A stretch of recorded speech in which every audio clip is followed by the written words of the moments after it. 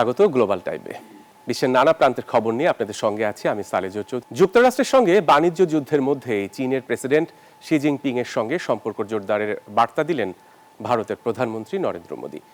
Shanghai cooperation অর্গানাইজেশনের শীর্ষ সম্মেলনের ফাঁকে রোববার বৈঠকে বসেন দুই নেতা।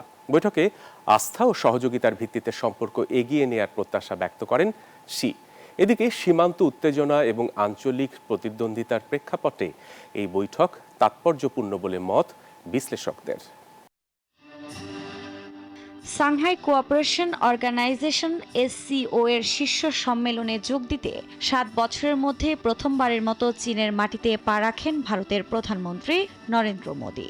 রোববার সম্মেলনের ফাঁকে বৈঠকে বসেন শি জিনপিং ও মোদী।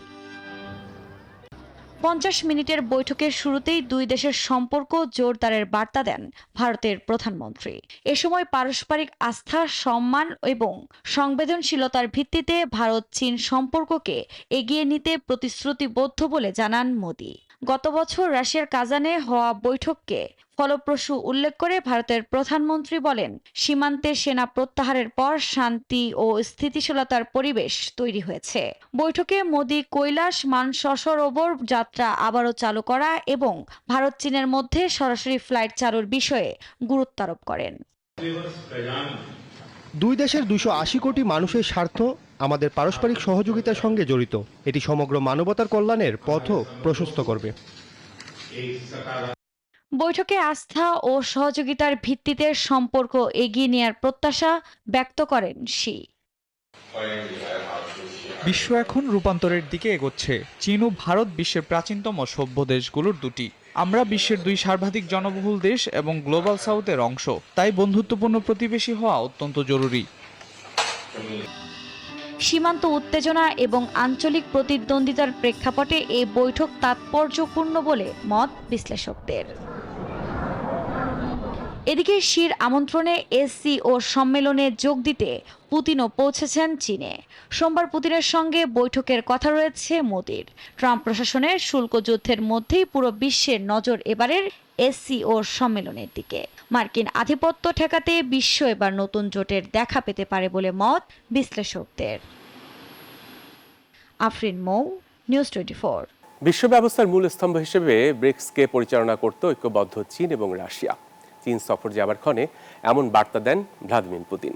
এ সময় চীনা প্রেসিডেন্ট শি জিনপিংকে মহান নেতা হিসেবে আখ্যা দেন তিনি। ক্ষোভ জানান ব্রিক্স দেশগুলোর বিরুদ্ধে পশ্চিমাদের বৈষম্যমূলক নিষেধাজ্ঞার। এটিকে বিশ্বের যুক্তরাষ্ট্রের একক আধিপত্য খর্বের আগাম বার্তা বলে মনে করা হচ্ছে।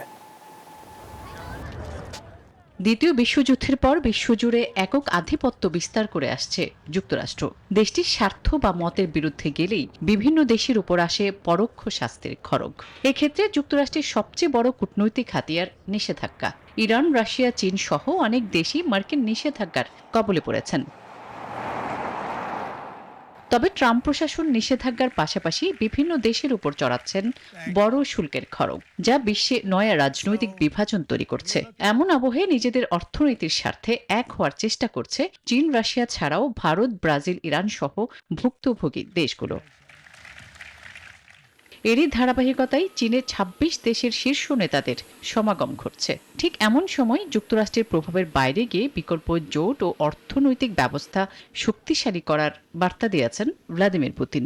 চীনের সংবাদ সংস্থা সিনহুয়ার প্রকাশিত এক লিখিত সাক্ষাৎকারে তিনি বলেন, ব্রিক্স দেশগুলোর বিরুদ্ধে পশ্চিমারা বৈষম্যমূলক নিষেধাজ্ঞা দিচ্ছে।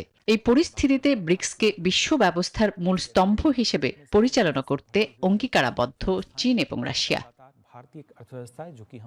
এটি বিশ্বে যুক্তরাষ্ট্রের একক আধিপত্য খর্বে নতুন শক্তির বার্তা বলছেন অনেকে। কেননা চীন, রাশিয়ার নেতৃত্বে ডলারের বিকল্প মুদ্রা প্রবর্তন, নতুন উন্নয়ন ব্যাংক প্রতিষ্ঠা এবং নতুন সদস্য অন্তর্ভুক্তির মাধ্যমে ব্রিক্সকে ক্রমশ শক্তিশালী করার জোর প্রচেষ্টা চলছে। আসমাতুলি, নিউজ 24। গাজা ইস্যুতে ইসরায়েলের বিরুদ্ধে যাওয়া নিয়ে এবার ইউরোপীয় ইউনিয়নের পররাষ্ট্রমন্ত্রীদের মধ্যে দেখা দিয়েছে বিভক্তি। উপত্যকাটিতে অভিযান জোরদার করেই যাচ্ছে ইসরায়েলি বাহিনী। 24 ঘন্টায় এ পর্যন্ত প্রাণহানির সংখ্যা দাঁড়িয়েছে 77 জন ফিলিস্তিনের। অন্যদিকে মার্কিন প্রেসিডেন্ট ডোনাল্ড ট্রাম্পকে জিম্মি চুক্তি করিয়ে ইতিহাস গড়ার আহ্বান জানিয়েছে ইসরায়েলি বিক্ষোভকারীরা। ফিলিস্তিনের সমর্থনে জার্মানি ও ইতালিতেও শনিবার অনুষ্ঠিত হয়েছে ব্যাপক বিক্ষোভ। গাজা সিটিতে অভিযান আরও তীব্র করেছে ইসরায়েলি বাহিনী। একের পর এক হামলায় বাড়ছে হতাহতের সংখ্যা। ঘরবাড়ি ছেড়ে পালাচ্ছে সাধারণ মানুষ। এমনকি ত্রাণ সহায়তার জন্য লাইনে দাঁড়ানো মানুষের ওপরও অব্যাহত রয়েছে হামলা। এরই মধ্যে গাজা যুদ্ধ নিয়ে ইউরোপীয় ইউনিয়নের দেশগুলোর মধ্যে মতবিরোধ দেখা দিয়েছে। ইসরায়েলের ওপর চাপ প্রয়োগের বিষয়ে তারা বিভক্ত। একই সাথে ফিলিস্তিনি কর্মকর্তাদের জাতিসংঘে অংশগ্রহণে মার্কিন নিষেধাজ্ঞা পুনর্বিবেচনারও আহ্বান জানিয়েছে ইইউ। ইসরায়েলেও চলছে বিক্ষোভ। তেল আবিবে জিম্মি মুক্তির একটি চুক্তিতে পৌঁছাতে ডোনাল্ড ট্রাম্পের হস্তক্ষেপ চেয়েছেন বিক্ষোভকারীরা।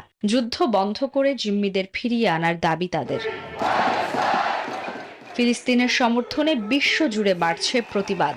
জার্মানির ফ্র্যাঙ্কফুর্ট থেকে ইতালির ভেনিস রাস্তায় নেমে গাজায় আগ্রাসন বন্ধের দাবি জানিয়েছেন হাজার হাজার মানুষ। Desk report, news 24। ইসরায়েলি বিমান হামলায় ইয়েমেনে নিজেদের প্রধানমন্ত্রী আহমেদ আল হাওয়ির মৃত্যুর খবর নিশ্চিত করেছে হুথি বিদ্রোহীরা। সানায় বৃহস্পতিবার এই হামলায় প্রাণ হারানোয় আরও কয়েকজন মন্ত্রী। তবে প্রধানমন্ত্রীর মৃত্যু শোকের মধ্যেও থেমে নেই ফিলিস্তিনিদের প্রতি সংহতি। শুক্রবারও গাজার সমর্থনে সানায় বিক্ষোভ করেছে হাজারো জনতা। এক বছরেরও কম সময় ধরে হুথি সরকারের প্রধানমন্ত্রীর পদে ছিলেন আহমেদ গালেব আল রাহাউই। তাকে মূলত একজন আনুষ্ঠানিক প্রধান হিসেবেই দেখা হতো। হুথি নেতৃত্বের অভ্যন্তরীণ বৃত্তের অংশ ছিলেন না। তবুও শেষ রক্ষা হলো না তার। ইসরায়েলের হামলায় হারালেন প্রাণ, যা হুথিদের জন্য একটি বড় ধাক্কা। ইয়েমেনের রাজধানী সানায় বৃহস্পতিবারের এক ইসরায়েলি বিমান হামলায় প্রধানমন্ত্রী সহ বেশ কয়েকজন মন্ত্রী নিহত হয়েছেন বলে শনিবার নিশ্চিত করল হুথিরা। সরকারের বার্ষিক কাজের মূল্যায়ন নিয়ে একটি কর্মশালা চলার সময় এই হামলা চালানো হয়। ইসরায়েলি সামরিক বাহিনী জানিয়েছিল সানায় হুথিদের একটি সামরিক লক্ষ্যবস্তুতে হামলা চালিয়েছে তারা। এই হামলার একদিন পরেই শুক্রবার গাজার ফিলিস্তিনিদের প্রতি সংহতি জানাতে সানায় বিক্ষোভ করেছে হাজার হাজার মানুষ। লোহিত সাগরে পশ্চিমা জাহাজে হামলা অব্যাহত রাখার বার্তাই যেন আবার দিল এই হুথি সমর্থকরা। Desk report, news 24। পাকিস্তানের পাঞ্জাবে বন্যায় মৃতের সংখ্যা বেড়ে 33 জনে দাঁড়িয়েছে। এতে ক্ষতিগ্রস্ত হয়েছে অন্তত 15 লাখ মানুষ। বিভিন্ন অঞ্চল থেকে 7,50,000-এর বেশি মানুষকে নিরাপদে সরিয়ে নেওয়া হয়েছে। এরই মধ্যে আগামী 24 ঘন্টায় মুষলধারে বৃষ্টির পূর্বাভাস দিয়েছে সেখানকার আবহাওয়া অফিস। এতে বন্যা পরিস্থিতির আরও অবনতি বলে শঙ্কা করা হচ্ছে। পরিস্থিতি মোকাবেলায় গুরুত্বপূর্ণ বন্যার বাঁধগুলো খানিকটা অংশ ভাঙছে পাকিস্তান। এদিকে বন্যা দুর্গতদের ত্রাণ সহায়তা পাঠানোর নির্দেশ দিয়েছেন পাঞ্জাবের মুখ্যমন্ত্রী মরিয়ম নওয়াজ। ভূমধ্যসাগরের নীলাভ জলরাশি আর সূর্যালোকে ভরপুর এক মনোমুগ্ধকর উপকূল অঞ্চল ফরাসি রিভিয়েরা। এর ঝলমলে মূল ভূখণ্ড থেকে মাত্র কয়েক কিলোমিটার দূরে গেলেই দেখা মিলবে এক অনন্য জগতের নাম, যার হাইরেস দ্বীপপুঞ্জ। দর্শক, সুরক্ষিত বন, অক্ষত সৈকত আর গাড়িমুক্ত রাস্তা এ দ্বীপপুঞ্জ রয়েছে ভ্রমণ পিপাসুদের পছন্দের তালিকায়। যেখানে শেষ হয় ফরাসি রিভিয়েরার চাকচিক্য, সেখান থেকেই শুরু হয় এক শান্ত নিঃশব্দ ভ্রমণের গল্প। গিয়েন্স উপদ্বীপ থেকে মাত্র 15 মিনিটের ফেরি যাত্রা, আর তাতেই পৌঁছে যাওয়া যায় হাইরেস দ্বীপপুঞ্জে।